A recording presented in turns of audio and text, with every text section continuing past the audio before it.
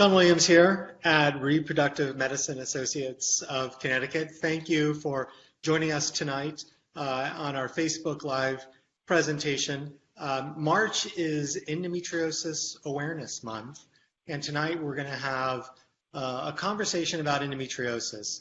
I'm here along with Casey Berna. How are you, Hello. Casey? I'm very excited to be joining you this evening, Dr. Williams, and talk about endometriosis, which is a topic that's very close to my heart. Thank you. Yeah, endometriosis is an enigmatic disease. See, I told you I wouldn't be able to say that word correctly, but I describe endometriosis as a very enigmatic disease. It's a condition that we see often as reproductive endocrinologists because it causes pelvic pain and infertility, and we often see patients here at Reproductive Medicine Associates experiencing the infertility aspects of endometriosis. But that may be one of the more minor problems associated with endometriosis. It can cause a significant amount of pelvic pain as well. I know I described endometriosis as enigmatic because there can be many different presentations and many different symptoms associated with it. I was talking to Casey earlier about how she described endometriosis, and it's a little bit different. Her descriptions are, more of the more significant problems that women experience with that disease. Yes, absolutely. And I am a patient advocate in the community, and I am also a patient myself that struggled and really still deals with endometriosis in my life. And I also struggled with infertility. And now that I work with endometriosis patients and infertility patients in the community, I've realized that the struggles that I went through as a patient, so many other patients in the community have struggled with. And I absolutely agree with you that there are many presentations of the disease. For a lot of women, endometriosis symptoms look like painful periods, terrible cramping, pain with ovulation, chronic pelvic pain throughout a woman's entire cycle, diarrhea, constipation, back pain, leg pain, chronic fatigue.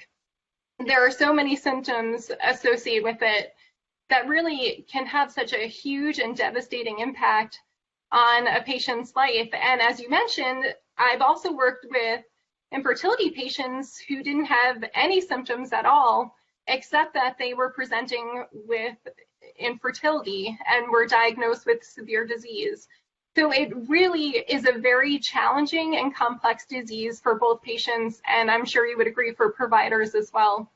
It is, and it's a disease that we still don't fully understand what causes it, the basic underlying reasons why endometriosis occurs. But endometriosis,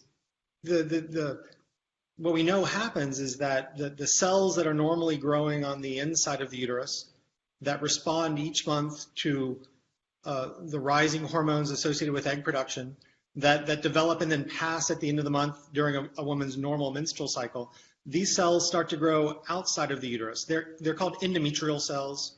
The endometrium is what grows on the inside of the uterus. And so these endometrial cells start to grow in other areas of the pelvis primarily.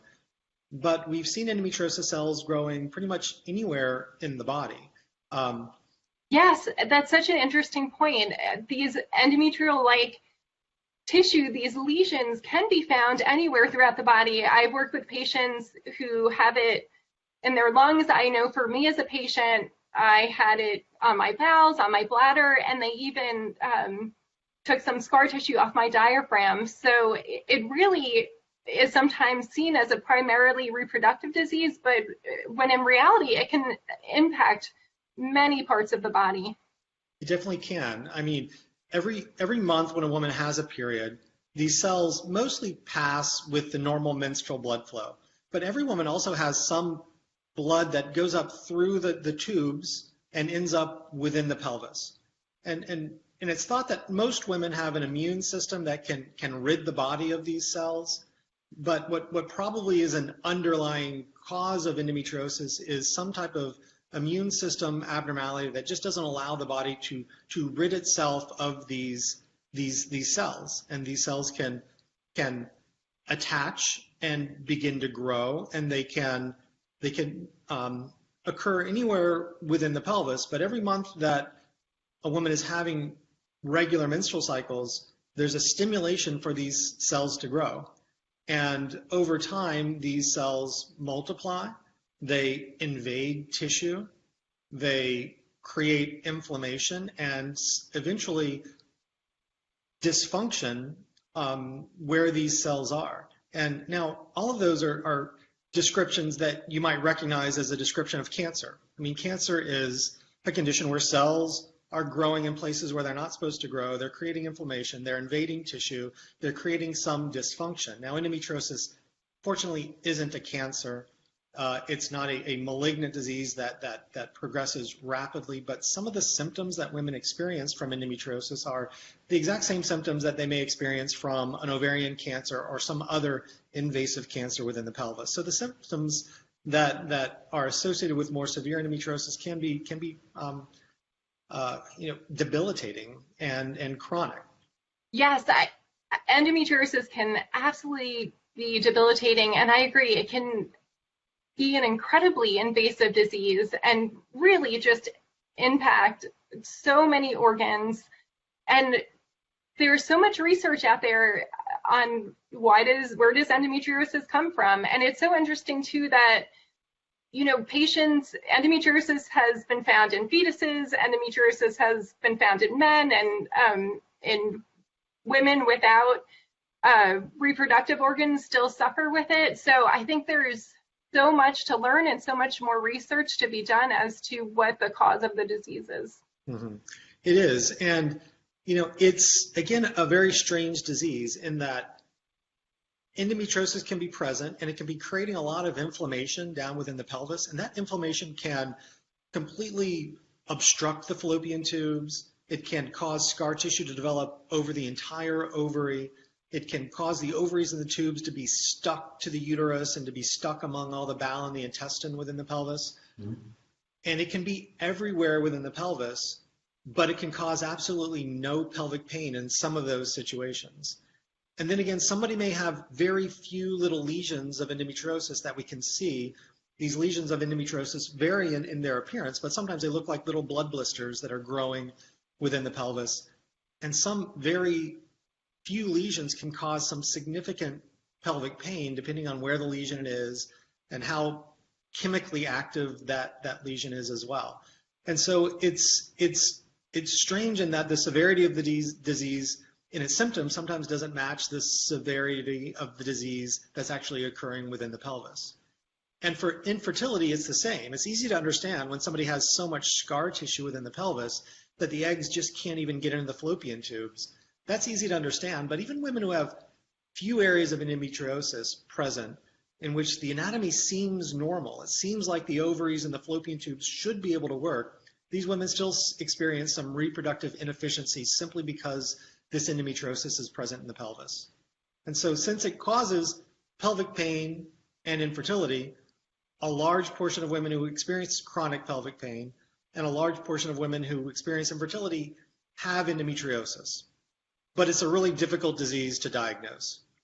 It absolutely is. And I think that's due to a general lack of awareness among society about endometriosis and also a general lack of awareness among medical providers. I feel like the word is not out regarding endometriosis, even though 1 in 10 individuals suffer with it. I think it might be up to 40% of patients with infertility, women with infertility, have endometriosis, and 5 million women in the United States have endometriosis individuals. So even though it's such a prevalent disease, there is not a lot of discussion going on about it and a lot of misinformation and myths. And I think part of it you touched upon is there are so many challenges in diagnosing and treating the disease. What would you say are some of the challenges from your perspective in diagnosing endometriosis that you see with infertility patients? It's, you know, these small lesions that grow within the pelvis are very, well, you can't see them with any type of imaging exam. Yes. You can't, see that area of the pelvis very well. It's hard on just a routine pelvic exam to identify the presence of these lesions unless they're causing a lot of scarring and nodularity, and even then it's not fully understood what may be causing that. Really, the only true way we have of diagnosing endometriosis, if it's present, is to perform a surgery, to look into the pelvis and to see if endometriosis is present. Now, there are some different types of endometriosis. We found that there are different types of endometriosis. One type is endometriosis that grows within the ovaries. And then you could develop a large cyst that we call an endometrioma. And you could see that with an ultrasound. You could see that with a CAT scan or with an MRI or some other type of imaging modality. Some women may have what's called superficial endometriosis. These small little lesions, they look like little, like I said, blisters, little blood blisters growing within the lining of the pelvis. Those are nearly impossible to see with any type of imaging exam. And the only way to see them is truly to look in at the time of a surgery, often with a minimally invasive surgery through a laparoscope, just a small incision in the belly. This is really the only way to truly diagnose the presence of endometriosis.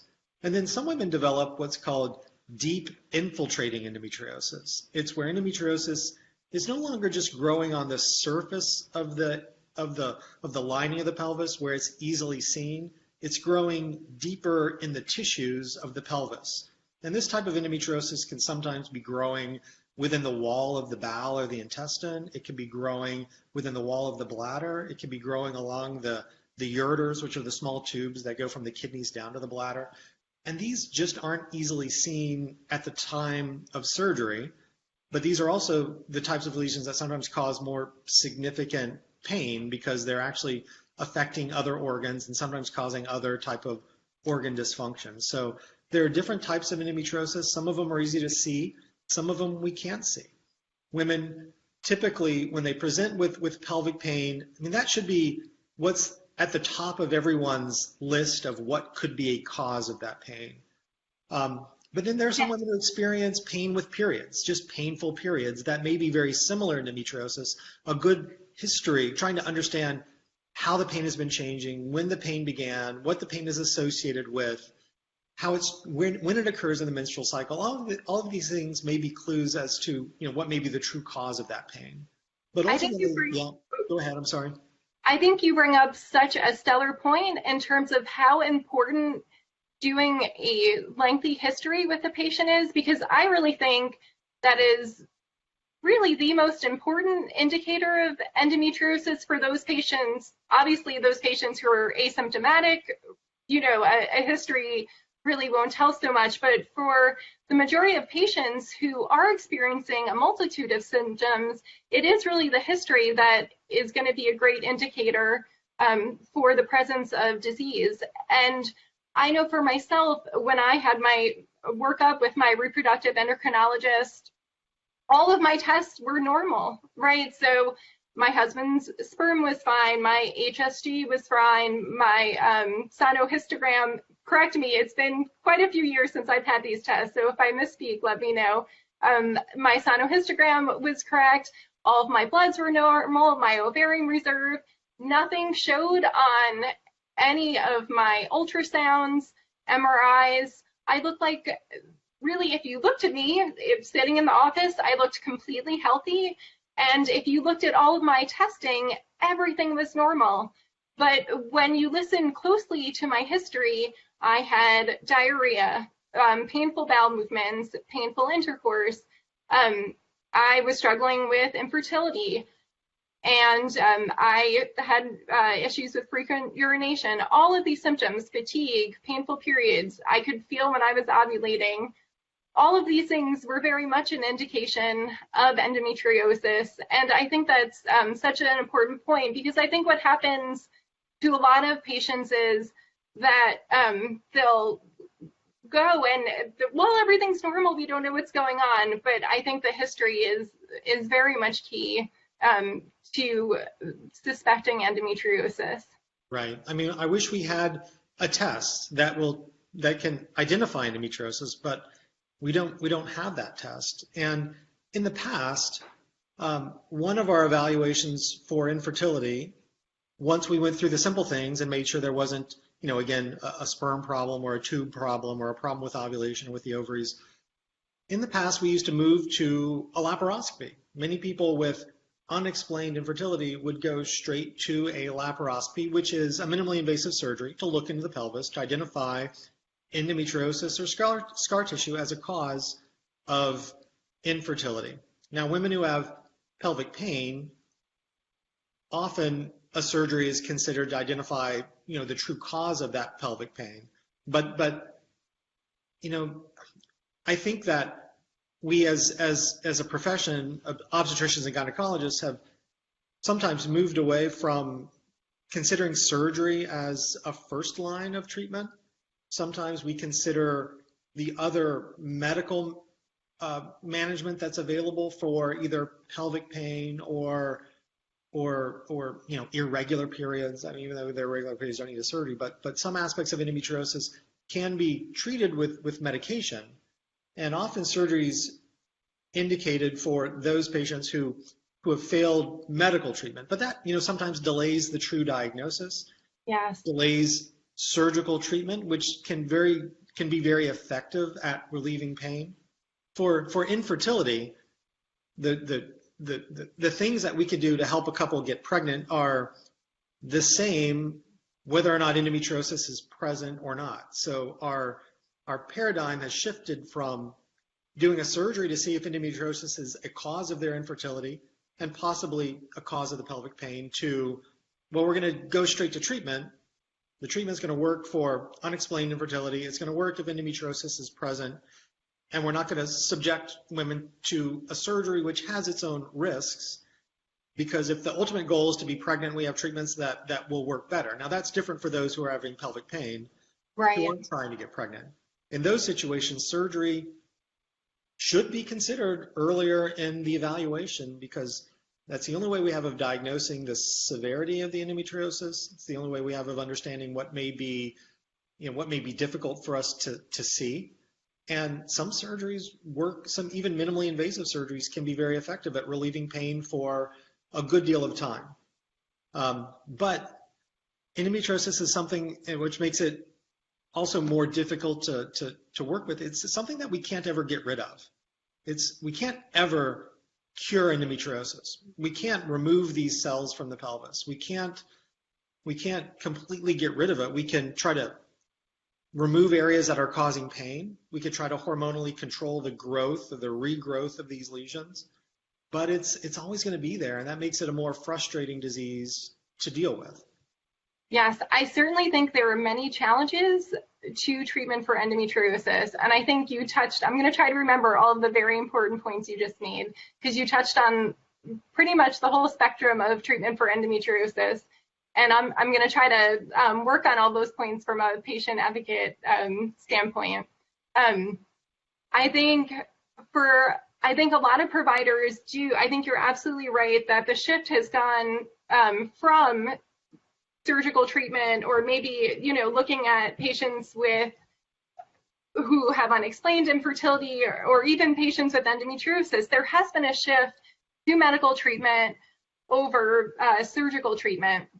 And I think for some patients, and even some providers, a lot for even patients who are not looking, to try to conceive, that often birth control pills or other medical treatments are given to patients. I think for some patients, birth control pill can be a good, first line of treatment. And I definitely have read research that some patients do great going to IVF or treatment. Some endometriosis patients, have success in trying to conceive.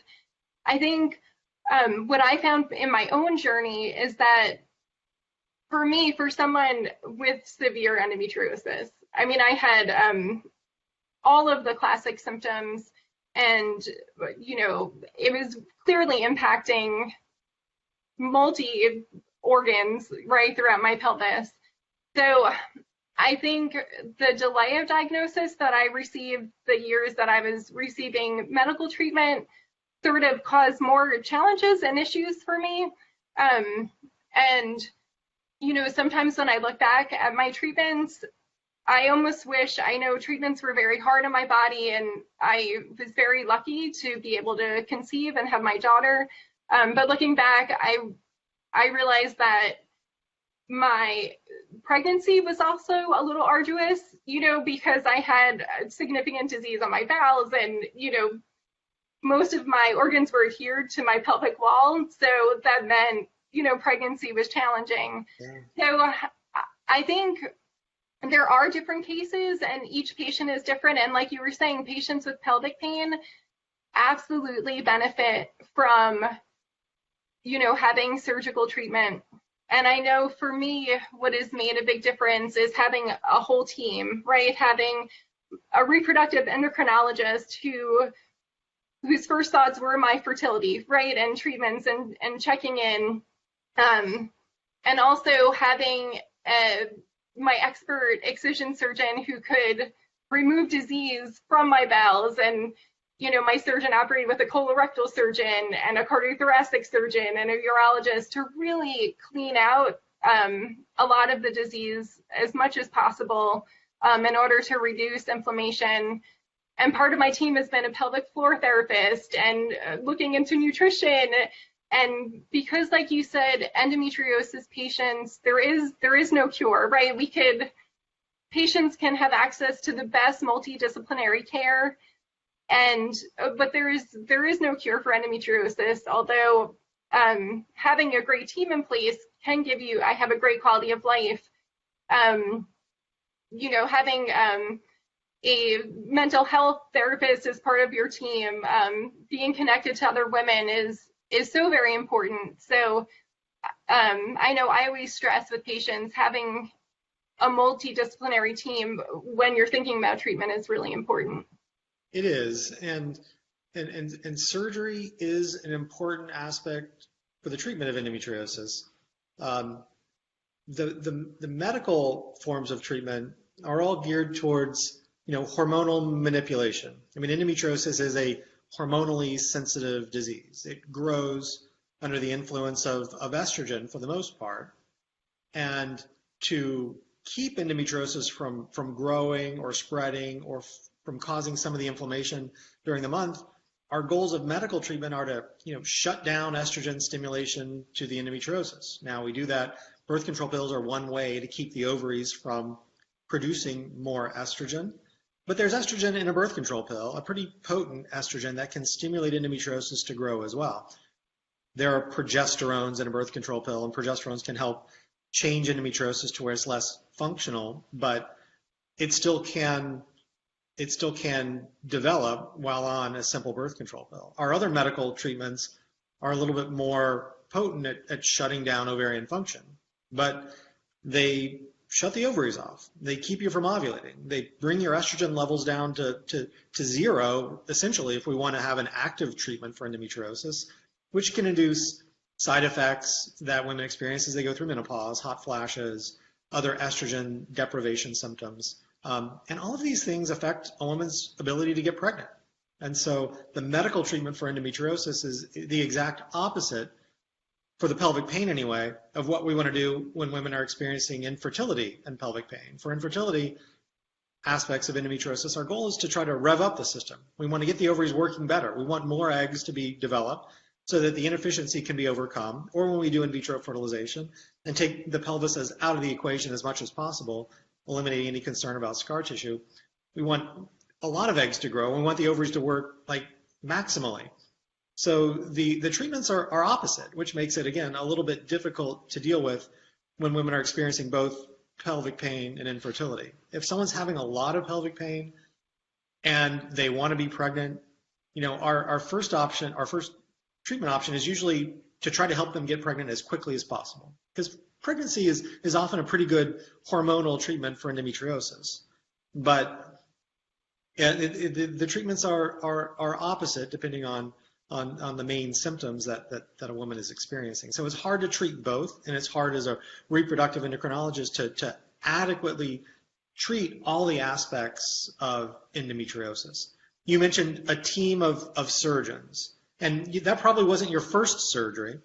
It probably was identified that you had, well, I'm not sure what your history was, but often a less invasive surgery is usually performed.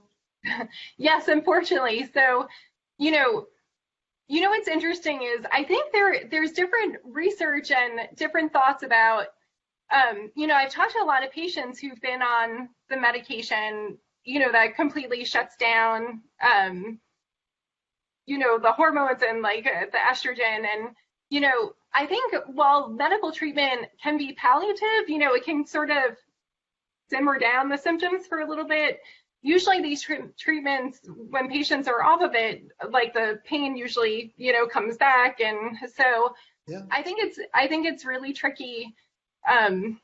It's very tricky. But yeah, so for me, unfortunately, I experienced a delay in diagnosis, right? So by the time I saw my expert excision surgeon, I had my appendix out.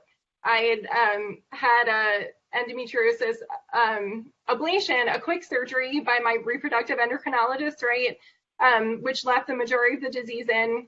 I had a C-section. I had my gallbladder out, which I'm pretty sure the appendix and gallbladder were all endometriosis related right now that I look back on it.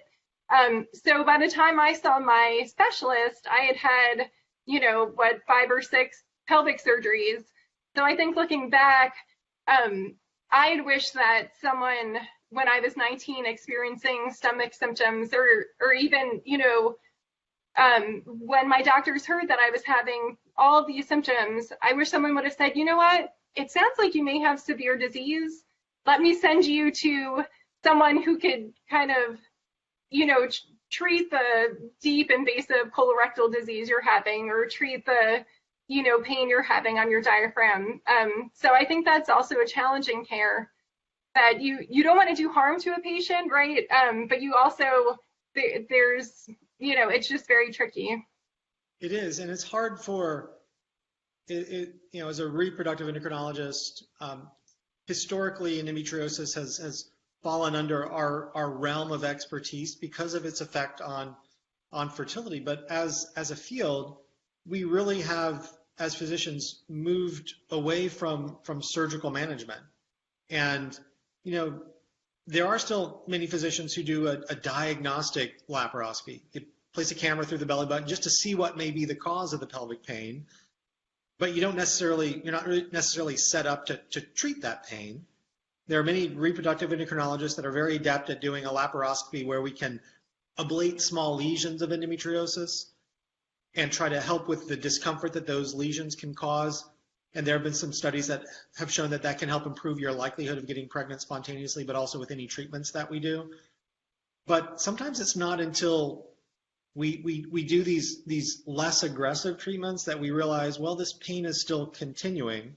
We've seen what's going on within the pelvis. It looks like there's bowel involvement, or it may be that there's deeper endometriosis that we can't identify with any type of imaging exam, but this pain is still there despite doing some, minimally not effective, but I guess minimally aggressive, in that the complications are less. And as reproductive endocrinologists, we're not trained as bowel surgeons, and we're not trained as bladder surgeons, and we're not trained as surgeons that can remove lesions from the ureter or from the diaphragm or other more problematic pelvic organs. Our colleagues in gynecologic oncology, who deal with cancers that spread within the pelvis, that affect the bowel, that affect the bladder, that affect the ureters, the kidneys, they're trained to handle these more severe cases where there's significant pelvic distortion. But endometriosis typically doesn't fall under the realm of expertise of many gynecologic oncologists. Even though it's like cancer, it's not cancer. It's not what they do. They do cancer. And so, unfortunately, the best surgical management of endometriosis is really without an expertise at this point, or an expert. There's no, it would involve somebody who's familiar with endometriosis from a gynecologic standpoint, because it is a gynecologic disease, but it needs to be someone who has the expertise to operate on the bowel and the intestine and to do some pretty significant pelvic dissections to identify or to remove any deep infiltrating lesions if we want to really surgically manage the pain. And I would say that there are few physicians who fit that bill. And that's difficult for patients because it seems that you end up jumping around from one doctor to another. Well, I've done my gynecologic part. Go see a gastroenterologist because, you know, I've made sure the uterus and ovaries are normal, but you might be having bowel issues. Or go see a urologist because now it may be your bladder or your ureters or your kidney. And so some patients with endometriosis just sometimes feel like they're getting ignored, probably because that severe disease doesn't fall under the realm of any true expert. Because, you know, unfortunately, it's not many reproductive endocrinologists these days who can do a more significant pelvic surgery for endometriosis. I totally agree that most reproductive endocrinologists and actually most gynecologists and obstetricians aren't prepared, have not done the training to remove endometriosis from the bowel. I think it really is one of the most complex gynecological surgeries out there. What I do for the patient community and in collaboration with other advocates is help endometriosis patients who have significant disease find these expert excision surgeons, and there are more than you think around. And often these surgeons are aware of also the need for patients to have, you know, pelvic floor therapy and nutrition. It's really a specialty that hasn't been recognized yet, right, by ACOG. So there is hope. Right now, there is a challenge in accessing these specialists, but I know many patients will travel, you know, out of state, or, you know, there are support groups like Nancy's Nook and Endometropolis that have lists of these experts. And I know for myself, you know, finding that surgeon was really helpful. And I know one story I talk about is this woman that I worked with who was seeing really every RE like in New York City. She was desperate for care and to work on her, you know, to try and conceive. And she went through a few rounds of IVF, and she just felt sicker and sicker as things were going on. And she did find she did end up working, you know, with her RE and a whole team and excision expert, and she ended up having like a 6.5-hour surgery, right? Like where most of her organs were just out of place. And I know you've seen it, right? I know like you've seen this just invasive disease happening.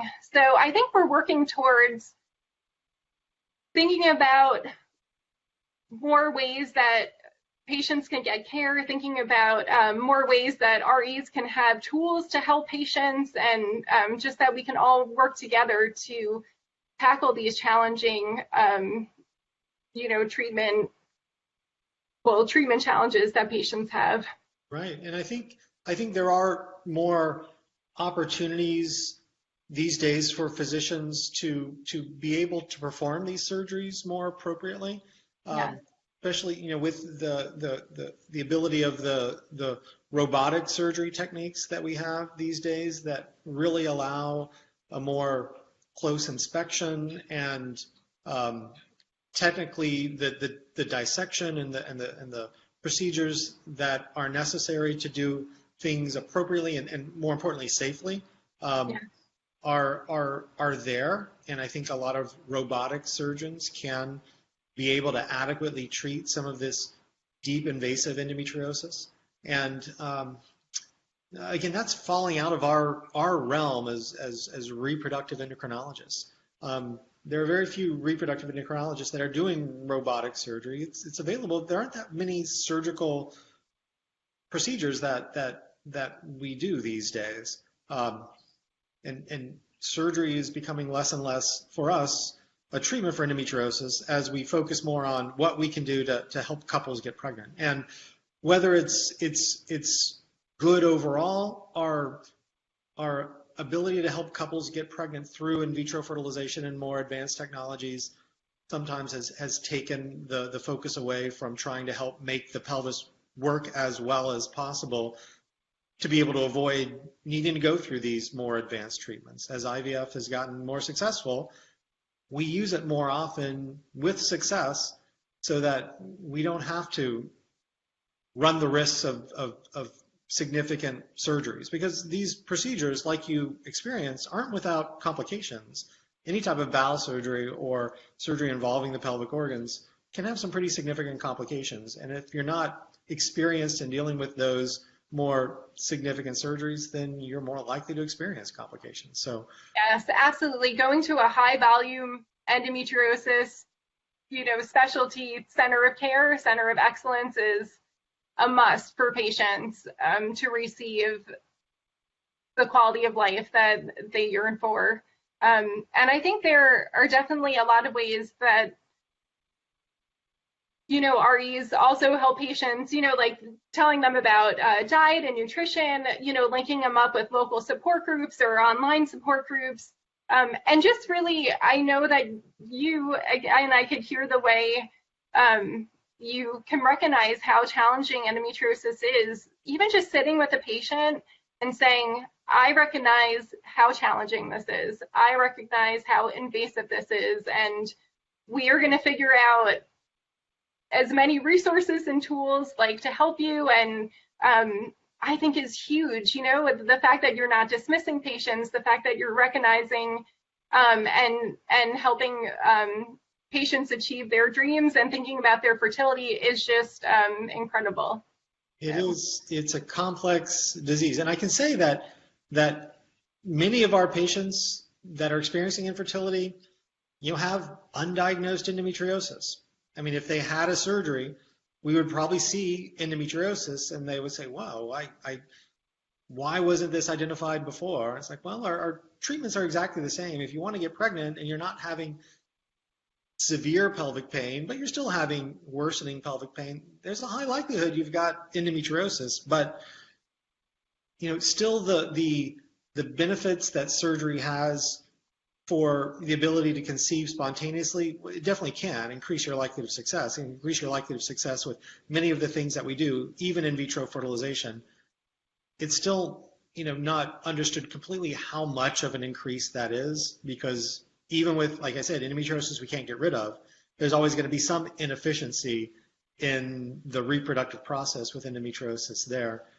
It's, people, it can be frustrating for patients because it's hard to diagnose, and some people feel like things are being ignored, or at least they're not being fully evaluated based on some of the way we've shifted our treatment these days. So I think that especially for patients with pelvic pain, there need to be more advocates for a more significant evaluation early on in the process to identify what can be done to help preserve reproductive function, to help give them the best chance possible, even if they're not ready to get pregnant right away, to not have difficulties in the future. And it's not easy to do with endometriosis. It's a very, like I said, enigmatic disease and a very difficult disease, and one that is of a chronic nature. And for physicians, I can say it sometimes can be difficult to deal with a disease that's chronic, that we can't completely get rid of, that will continually cause some of these problems that are difficult to deal with. Unfortunately, some patients may sense that from physicians, and some physicians like, well, I don't want to deal with endometriosis because I can't do anything about it, and it's always going to be there, and it's always going to cause pain. But that's unfortunate. We need to continue to be advocates for patients. We need to continue to think of endometriosis as the life-altering disease that it is, and we need to continue to look for ways and to help make sure patients get into those treatment avenues that can be the best for them, including making sure that physicians are understanding all the surgical options, all the medical options, all the infertility options that are necessary to adequately treat the disease. I completely agree. It takes an entire village, I feel like, to treat an endometriosis patient. And I feel like you mentioned cancer before, and they're two separate diseases, but in the sense that I feel like providers and advocates for cancer have done a really great job at providing a whole team and using the multidisciplinary method and thought process to really give patients a whole world of support. And as you said, the disease is so challenging, and informing patients about all of the treatment options, fertility wise, surgery wise, linking them into support groups, because infertility can be isolating and devastating, and you suffer in silence. And endometriosis is, you suffer in silence, and both diseases are very difficult to deal with on their own, but together it can be very isolating and devastating for patients. So I agree that giving patients a whole lot of support and recognizing the challenges, I think, is a great step in forming a good relationship, a good physician-patient relationship. Good. Yeah. Well, thank you, Casey, for joining us tonight. I think it's been a great conversation that we had about endometriosis, and I would encourage anybody out there who may be watching or listening to continue to discuss with your physicians and to continue to keep your concerns that you have about pelvic pain and the possibility that endometriosis might be there, the forefront of your visits that you may have with the physician, because that sometimes is what it takes to get to the right spot and the right treatment. So I am grateful for this opportunity to speak with you, and it really is a pleasure, to talk about endometriosis. So I thank you so much for having me. Thank you. And again, I'm Shaun Williams. We're at Reproductive Medicine Associates in Connecticut tonight. Thank you for joining us, and we look forward to seeing you again for another discussion about some other additional topics of interest here on Facebook Live. Thank you. Thank you so much.